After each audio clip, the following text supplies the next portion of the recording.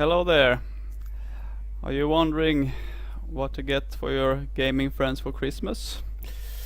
Well, then you might be interested in watching this video. This is gonna be my list of top 10 games of 2014. So, first a little disclaimer.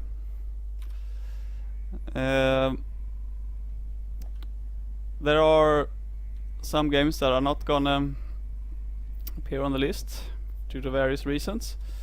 So first and foremost, there are a lot of games I haven't played, a lot of AAA games. For example, Call of Duty, Advanced Warfare, Far Cry 4, Dragon Age Inquisition. These are all good games. They've gotten good grades, but I have not played them at all, so you will not see them on my list. So that's one of the criteria. So Elite, which I'm playing, giving you a little taste of here, is not gonna be on the list either, because I have not played it enough yet, I feel. So there are a number of other games, I just have not played them enough, so they will not be on my list either. And finally, smaller expansions or downloadable content will not be on the list either, or like re-releases like Valkyria Chronicles, even though it certainly is a very good game. It will not make my list either due to these criteria. So, without further ado, let's head full speed ahead into into my top 10 games of 2014. Enjoy.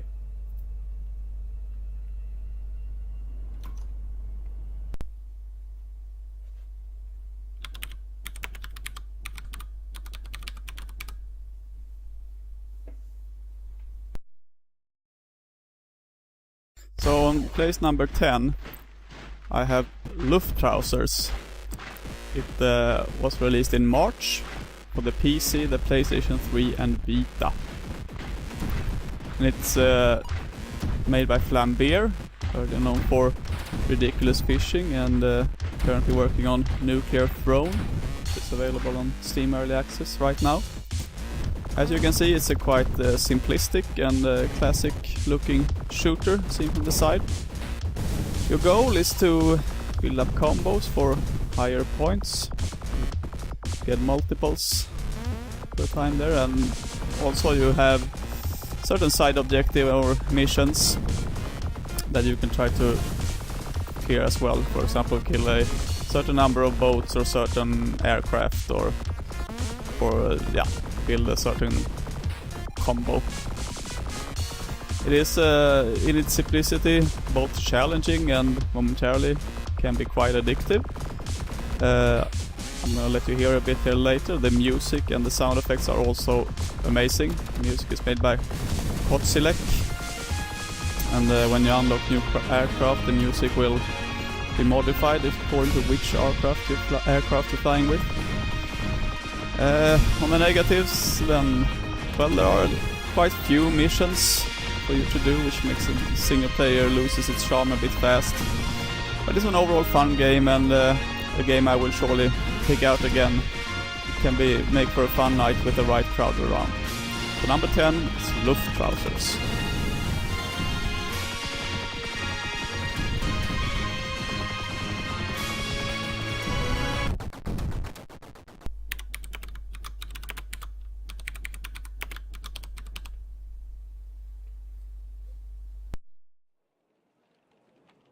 On place number 9, I have The Banner Saga, which was released early this year in January. It's now currently available on PC, PlayStation 4, Vita, Android, iOS. And the developer is named Stoic, and they funded this development through Kickstarter. First released a multiplayer version that I have not played that much. It's called Factions. But in January first was when the single player version was released. And this is a highly regarded Nordic-themed tactical role-playing game in which you lead a growing group of villagers that have been forced to leave their homes due to monsters appearing. And you need to monitor certain things such as army size and supplies. You on occasion set up camps where you can interact with others in the group, level up characters, restock, and etc. But for the most part you're on the move, and your movement is then interrupted by events such as battles. The battles are presented in an isometric, sort of chessboard-like style, which is, well, the art style, as you can see, is pretty special and quite beautiful, I think. So, yeah, what else is... There are a few negatives. First, I think the difficulty level is a little bit high from time to time. I also think it tends to become somewhat repetitive at some points. But overall it's a highly regarded game. When I reviewed it slightly lower than the average, but I hope at some point to give it another shot. There's certainly a lot of potential there, and sequels are also in development. So yeah, the Banner Saga, number 9.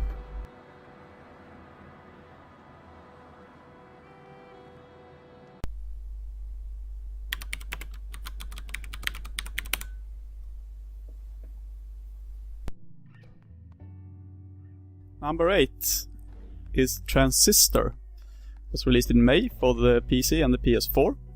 It's created by Supergiant Games, who had major success with their previous game, Bastion, a game that I really should try to finish at some point. This is an isometric cyberpunk action role-playing game, I would say, where you take the role of Red, this female singer who has lost her voice. And she's carrying this special-looking sword called a Transistor, who talks to her, as you might hear here from time to time. This game has beautiful environments and a very interesting battle system, where you can pause time and select which functions you want to use on enemies. The functions themselves can be leveled and modified, and they all feel quite unique and useful. So yeah, it's a very interesting system, and you do not really have an HP meter, but you sort of become crippled due to your functions being disabled. Soundtrack is also really a plus. On the negative side, well, it's a little bit short perhaps. I don't think it's way too short, but some might think it's a bit too short. But overall, a great experience, and I think Supergiant Games has again delivered a really special game, charming game, one of a kind. So you should certainly have a look at it if you have the chance. So number 8, Transistor.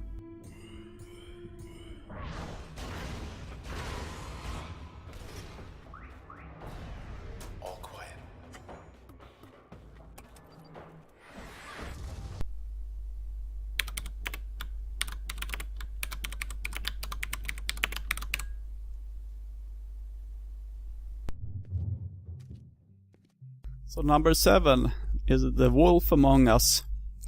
It's an episodic game that has been released since 2013, but was completed this year, and it's available for more or less all platforms, I believe. It's a game by Telltale, who reuses the formula for the very successful game The Walking Dead. So, such as this is a story-focused point-and-click adventure. Settings and characters are based on the Fables comic books, and you play as Bigby Wolf, who keeps track of other classic Fable characters as they try to live a life among humans in this gritty place of Fabletown. So, the positives, I think this game offers a very engaging story and good characters. And just like The Walking Dead, it gives the illusion of that the choices you are doing are all very important. The art style is also very nice, I think, and the voice actors do a really, really great job enhancing the whole experience. So, while all that is good, I do think the game has a few issues. I think that it does not manage to keep up its momentum from the early episodes as well. It's just simply not as good as The Walking Dead that I felt had a great ending the first season.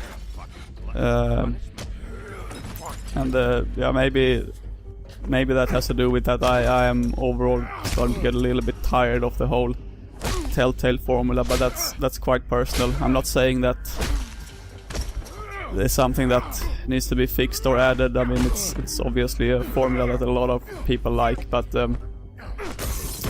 well, they actually do the choice that limited consequences for your choices will imply a better and more engaging story. And I think it works very well for the Wolf Among Us. But I don't know, I'm not that keen on a possible season 2 actually, but it's a very good game. So The Wolf Among Us, number 7 on my list.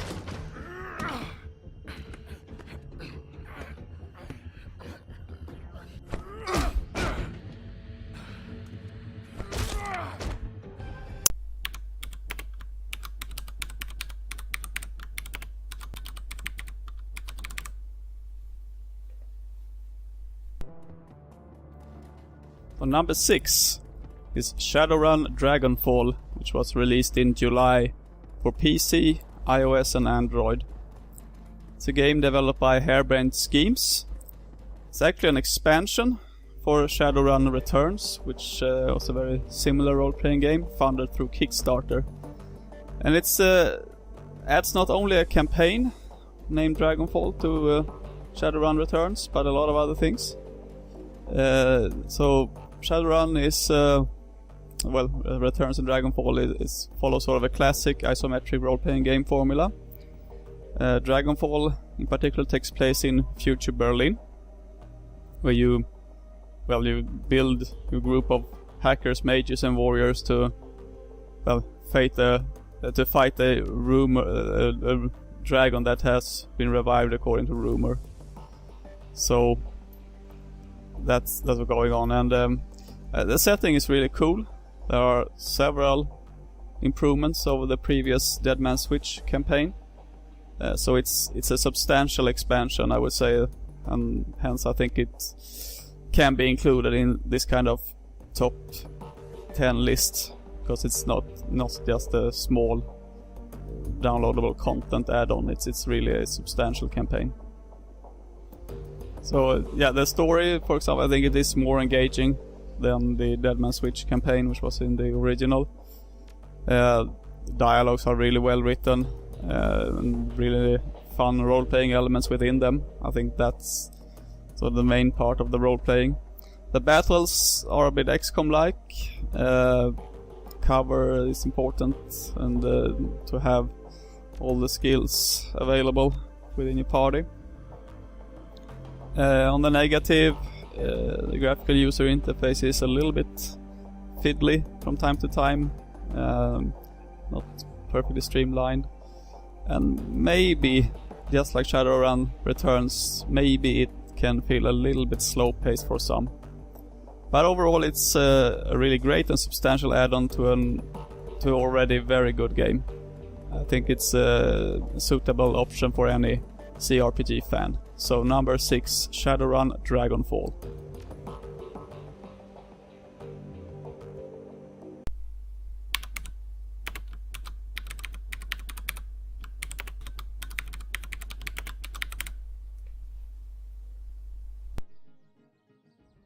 Number 5 is Divinity Original Sin. This one was released exclusively on the PC in June. It's made by Larian, who has done several other games in the Divinity series. This particular one was funded through Kickstarter. And as you might see here, it's another isometric role-playing game. It's not the last one on this list. This one has the more traditional fantasy setting. You start off with a companion in a village investigating a murder. And has several strengths. The graphics and soundtrack I think are great. The role-playing aspects are also there in dialogues and in the plenty of side quests, which are all quite okay. I like how your skills sort of come into play in several ways. There's not just same solution to similar puzzles, but you have to consider things as environment and other things. It's really nice. There are a few negatives to it though, however. For example, if you head in the wrong direction, it rapidly turns very difficult. And that makes the whole experience feel somewhat restricted for a role-playing game. And again, the graphical user interface and inventory, a little bit messy. Not too bad, but could be better. I'm also a little bit concerned about the optimization of the game. My fans tend to do a lot of noise when I play Divinity, even though it's not looking like it should be that heavy on my otherwise quite powerful PC. It has a cooperative mode, where you can team up with another player. It is functional, but I would say it's not initially preferable. You're gonna get a different experience depending on. It's not like Diablo where you can, if one turns out to want to just loot enemies and quickly move on, and you lose sort of the story aspect, which is somewhat interesting. And the role playing in the dialogue, it doesn't work perhaps that well in co-op, although they have a lot of interesting ideas. But overall, I would say this is really a gem for fans of classic computer role-playing games. Maybe I would advise at the moment to hold on a bit if you haven't bought it yet, because there will be substantial improvements coming in a while in patches, the developer said just a few days ago, but it's already a very, very good game. So, number 5, Divinity Original Sin.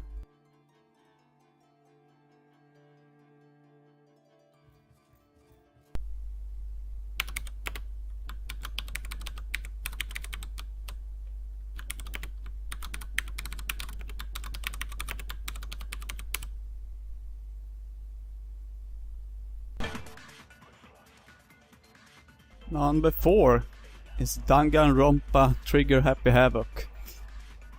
It's the only non-PC game on the list. This was released in February, or rather it was localized in February. It's a quite old game actually, but was previously not released outside of Japan.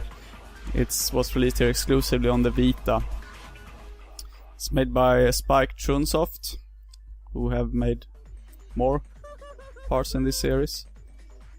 And I would describe it as a quite text-heavy visual novel about a bunch of high school kids that get locked into a school by an evil robotic bear.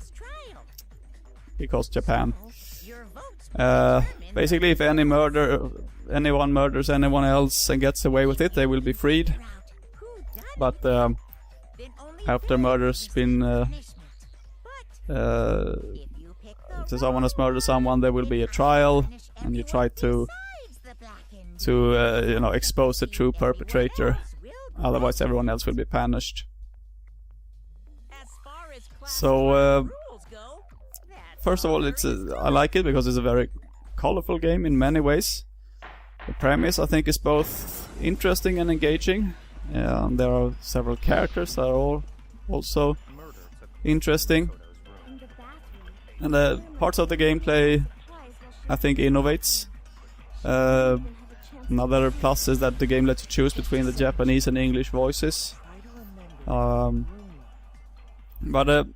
other parts of the game are also somewhat weak, or I would say they feel at least childish outside of Japan, I would say.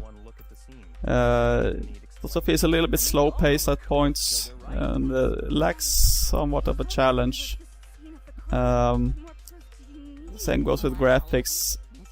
Some parts are really nice, some parts are weaker.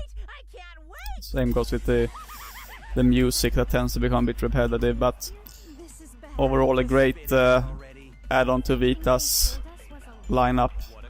So now Vita finally has a strong Ace Attorney competitor. The sequel Goodbye Despair was also released this year. I haven't had a chance to play that yet. But yeah, it's certainly a unique type of game, which I think Vita owners should keep a lookout for. So number 4 is Danganronpa Trigger Happy Havoc.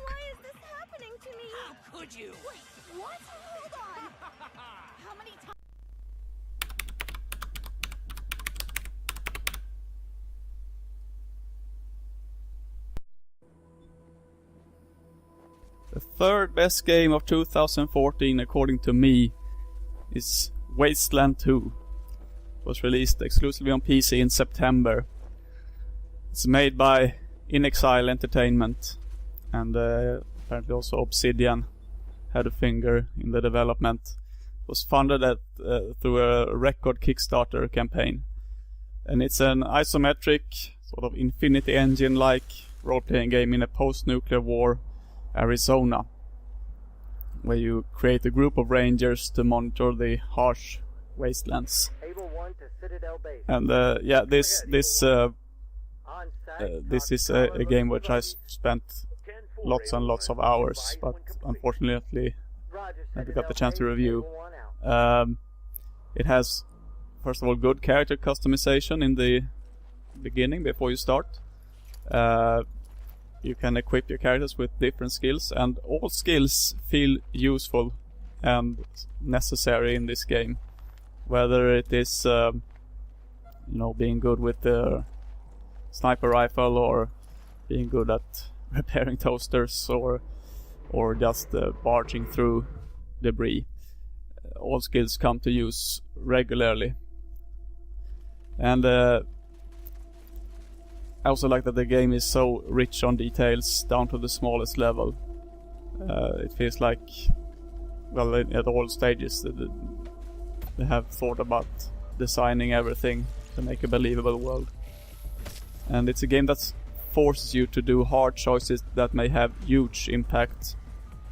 So I certainly prefer this over, for example, the choices in a game such as The Wolf Among Us. Here you can basically miss out huge chunks of the game depending on your choices, and I think that puts, for me, another sort of dimension to the game. And it's difficult and challenging in many ways, which is good. It's both the combat is hard to master, and the puzzle solutions are also challenging. They're often not obvious what you have to do, and it all makes for a great experience. Also, the exploration it feels like you are really doing this vast exploration over a huge map, and several areas of the game are also very, very nicely designed and large. There are a few weaknesses. Traversing on the world map feels a little bit weak. Not too bad, but still. Graphical user interface, again, a little bit fiddly. It has also some bugs at launch, but as of now I think it's pretty okay. And as to Divinity, again, I had some issues regarding how it performed on my computer. It runs fine, but fans can certainly be heard from inside the computer.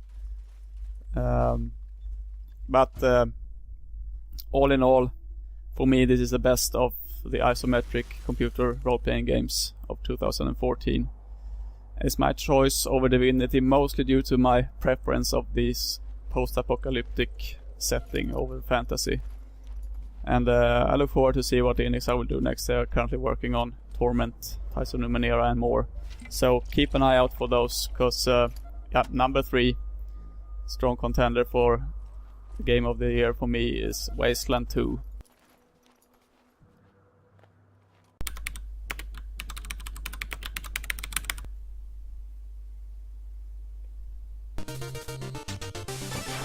Number 2 is Shovel Knight. It was launched on the PC in June, but it's currently available on more or less every format you can imagine. It was kickstarted and developed by Yacht Club Games. And as you can see, this is an 8-bit style side-scrolling action platformer where you play as Shovel Knight, the goal of saving your old companion Shield Knight. It's inspired by classics such as DuckTales, Castlevania, Super Mario Bros., Zelda and more. And it's certainly crafted by Love, rich on retro detail. I mean, it's both challenging and fair and very well designed. It's not really a tutorial, but you master the game by just keep on playing it, which is really proof of really good design. I don't think it's neither too short or too long. And as you might hear, the music and sound effects are really great.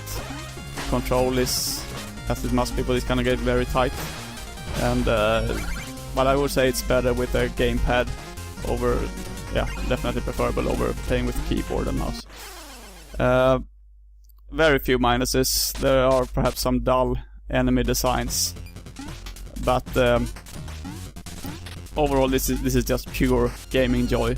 Perhaps this is the most accessible game for most people. I can say, for example, that any friends I had visiting after this game was released who tried it could really not let go of the controller until they have completed the game, which speaks a lot for it. So number 2 on my list is the amazing Shovel Knight. Don't miss out on this one.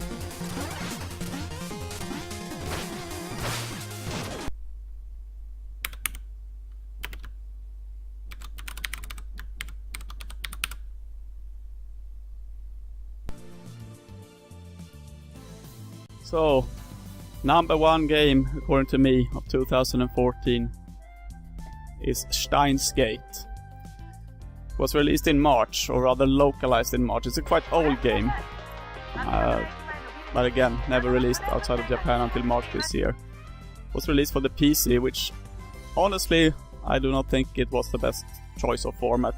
It works, but they're gonna be released to PS3, Vita and iOS earlier this spring, and I think Vita and iOS in particular will be better homes for this type of game. It's made by 5PB and Nitro Plus, who made other similar styles of games. And this is a more typical visual novel, much more text heavy than, for example, Danganronpa. The story is a mix of science fiction and drama, and that is really the biggest plus of this game. I would say this is the best story I have experienced in a game for a very, very long time. It is great sci-fi without compromise, without simplifications. For example, the descriptions of time travel and other phenomena in physics are very well detailed, and the developers have certainly updated themselves on what physicists have said recently. A lot of my passion for this game comes from after playing sessions. I could spend hours on the internet or Wikipedia just to read about this exciting scientific results. Other plus the main characters, or I call them main characters. I think there are 3 characters in my opinion who sort of have a greater impact on what happens in the game. They are really interesting and well written. And there are several moments where The game is very engaging and very emotional. I mean, as an example, there were several occasions while I was playing this, and there were other people in the home when I was playing it, and I had to really take a break from playing. I was almost breaking down. It's really that's emotional in its best moments. It also does the small things very well. It tells a lot of small stories in a very good way. Otherwise, I'm not, for example, a fan. I really hate anything that tells you that, you know, your high school years, they are like vital and everything in your life. But here they tell it very well, you know, how we, for example, when some go to university, some do other things, we tend to grow apart, perhaps. It takes up these issues in a very nice and realistic way. Like how you grow closer to people with similar interests as you yourself develop yourself into a more advanced direction of science, for example, such as these characters. And the game offers potentially hundreds of hours if you get hooked to the story, because you need to play it several times. It has 6 or 7 different endings, but only one true ending. And I should warn you, there is an anime version of Steins Gate, and it's fixed on the true end only. So I would say it does not offer at all the same depth as the visual novel, but it is still a quite good story. But you will lose a lot from the game by watching that. Voice actors also do it great, I would say, and enhance the experience. It has some obvious weaknesses. I mean, it's really like reading a very long comic, very few gameplay elements. Several characters are extremely annoying, and makes the sort of lighter moments in the story feel a bit weak, actually. The little amount of gameplay that is there is also a bit weak and unambiguous, I would say. So yeah, it is certainly a hard genre to get into. Compared with one of my favorites in the genre, Ace Attorney, this has a lot less gameplay. But for me, ever since I finished this game, I have been quite certain that this was going to end up to be my favorite game of this year. Certainly my most memorable one. It is a bit sad that it might not be so accessible for a larger audience, but it is most rewarding if you finish this game. It's really, one of a kind visual novel gem. Steins Gate, my favorite game of 2014. So thank you for watching this list. I'll see you soon again. Bye.